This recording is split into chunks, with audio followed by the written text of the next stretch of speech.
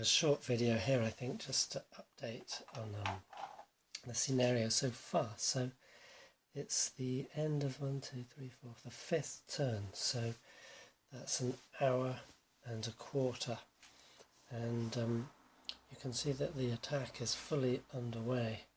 The French still have in reserve some cavalry there. There's some artillery being brought up there, and they have their light cavalry in reserve there. This is its artillery moving out from the starting position. Now,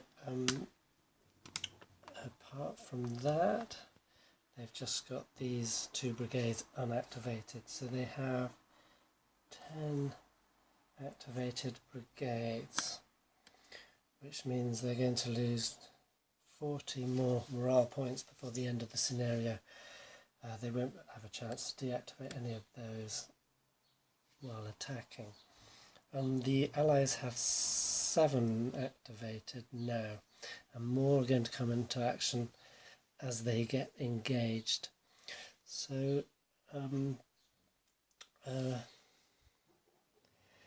so we just recently had all of the second corps brigade, so there's 2 here. You can see they've, let me zoom in the action a bit.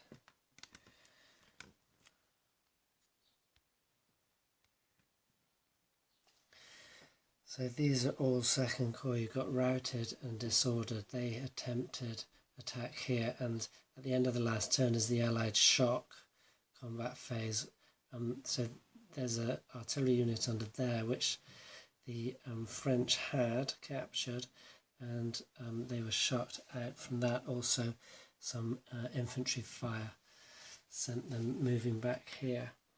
In the middle portion of the attack you can see that Haye Sainte is still held. Well, that's the actual Haye Sainte hex, so it's not actually held, but it's still sort of garrisoned around, and the sandpit is still held, so that has been causing problems in you can see these are held back, and this attack was not fully supported because we had units back here. One's just moved up.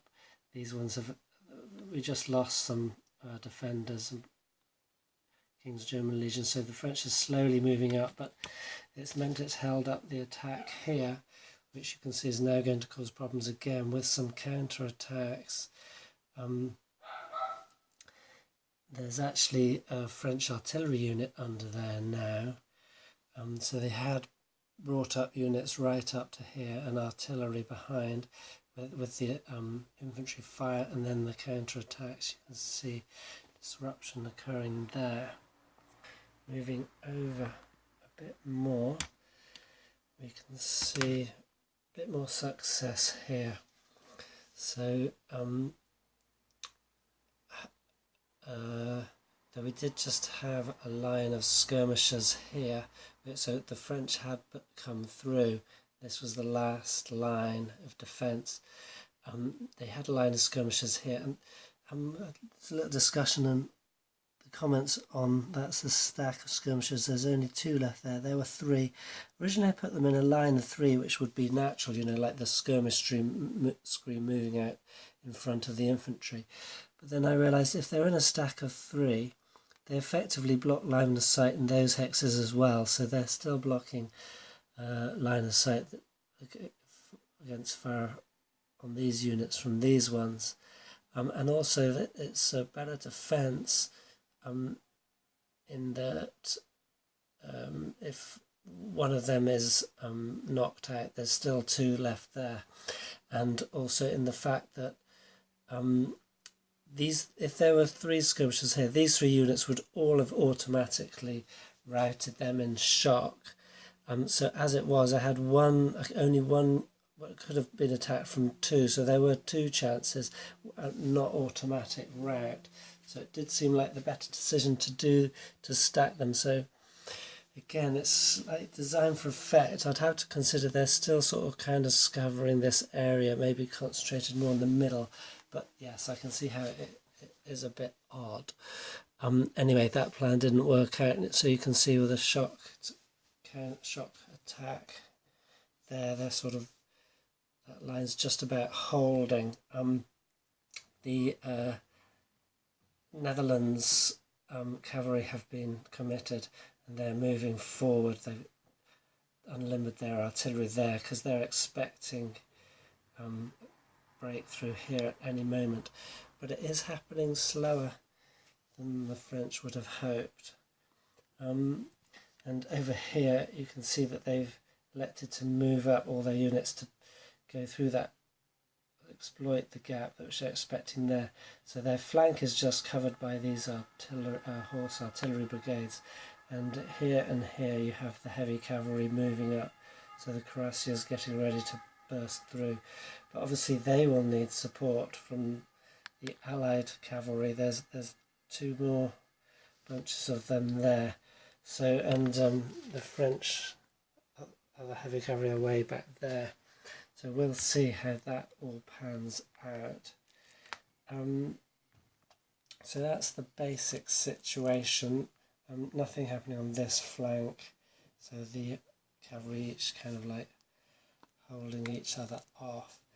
Now I'd just like to mention one or two things. Like, essentially I had command control problems. So with the 2 hex range of command control of the brigade leaders, there were 1 or 2 or 2 or 3 units left behind as in my kind of like hasty advance, and so I had the higher echelon commanders hurrying around, moving up the stragglers.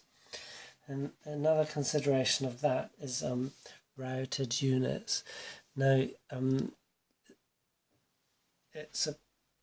if you don't have your higher echelon commanders strategically placed to catch the routed units as they first rout, because in the rally phase, if they're not rallied, they move 6 hexes. The leaders have 6 hex movement, so if you're not with them, you've lost them. So essentially those 2 units are gone. They will just keep routing out. You could have another higher echelon leader further back here, but you've only got so many of them. You need them also to extend your army commander's range so that committed units can be brought into action. So it's interesting getting that game right. Sort of like a balance between you could commit all your units very quickly, which I'm wondering perhaps I should have done with the French, and then those leaders are freed up to deal with the routed units, or you let the routed units go and hold some of your folks back in reserves. So saying which, the Anglo-Allies just committed their reserves back here, so these will be moving up in the forthcoming turn. And what else can I say? Yes, I've got 2 comments, one about damage from fire and one about, I think that this is already the battle is at a critical moment.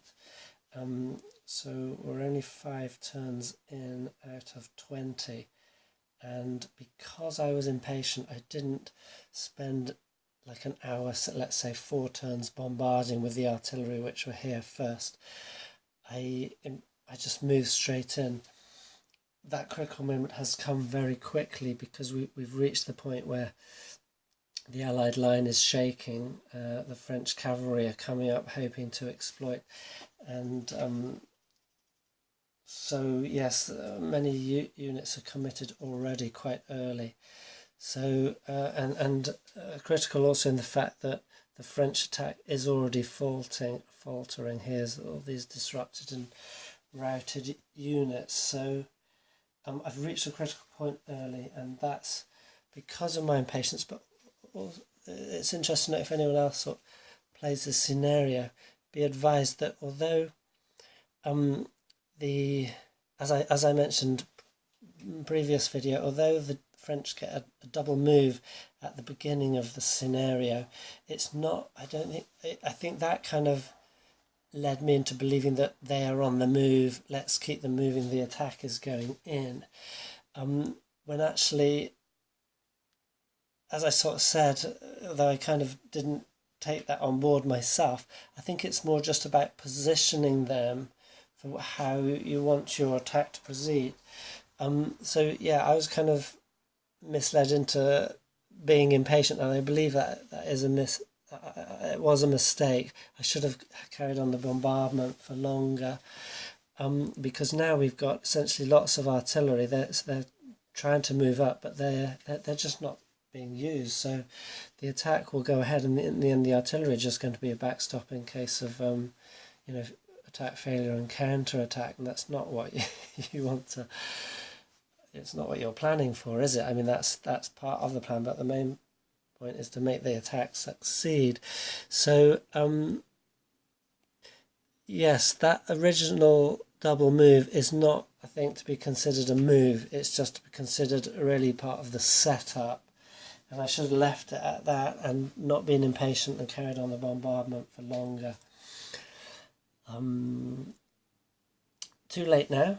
So the last thing I want to say is, in this scenario, more than in the Hougoumont scenario, because in the Hougoumont scenario there was a lot more skirmish firing, and skirmish firing generally only succeeds on a 6 on the d6 or a 5 or 6, and it's only ever a 1 strength point loss. In this scenario now you're seeing a lot more the difference between when you have line units in line firing and also close-up artillery fire. So just giving you a bit of a different view for a moment.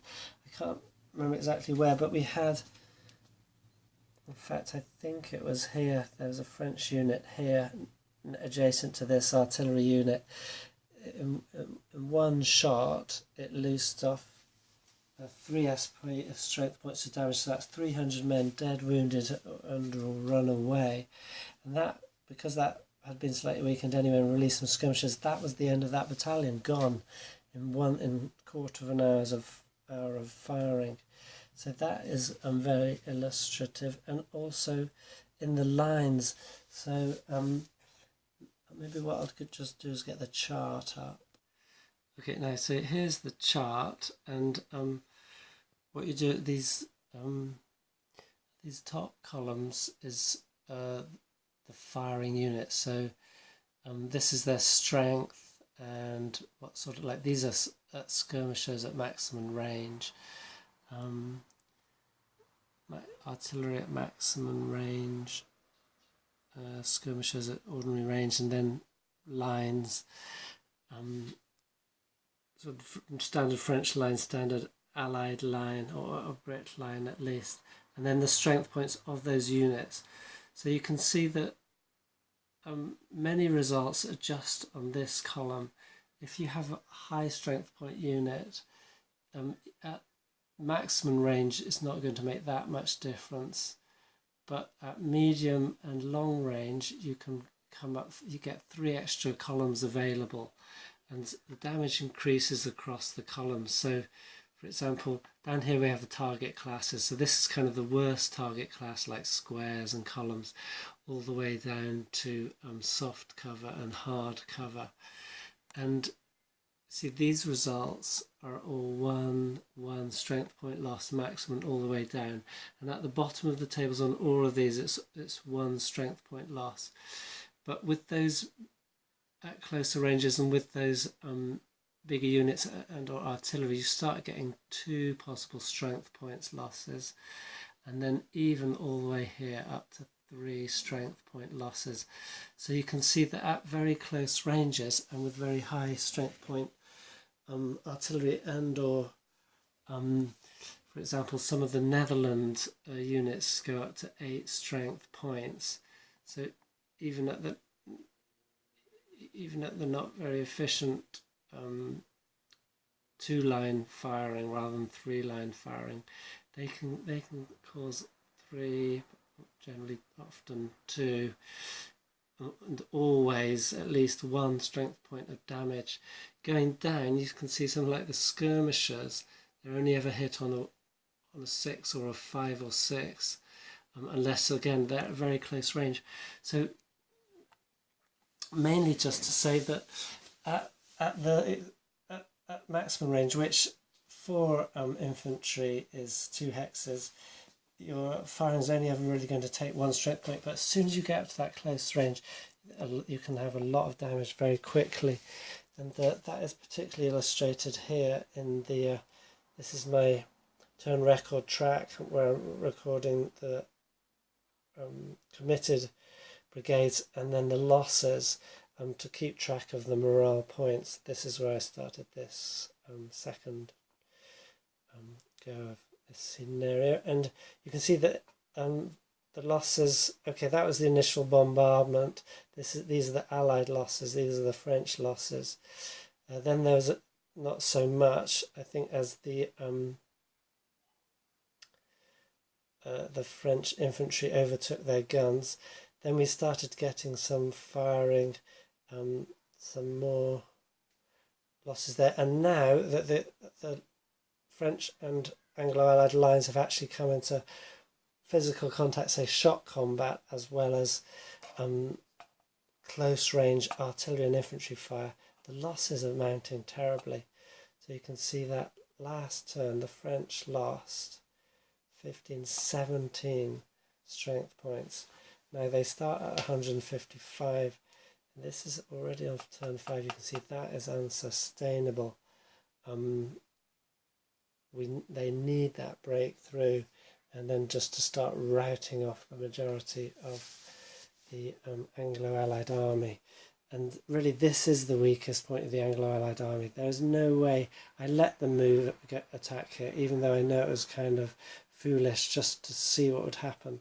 But as I said earlier, that my original plan, which I could have done if I hadn't been impatient, I should have followed, have a bombardment here and then attack through here. That has got a good chance of success. This one I think is going to be a French disaster.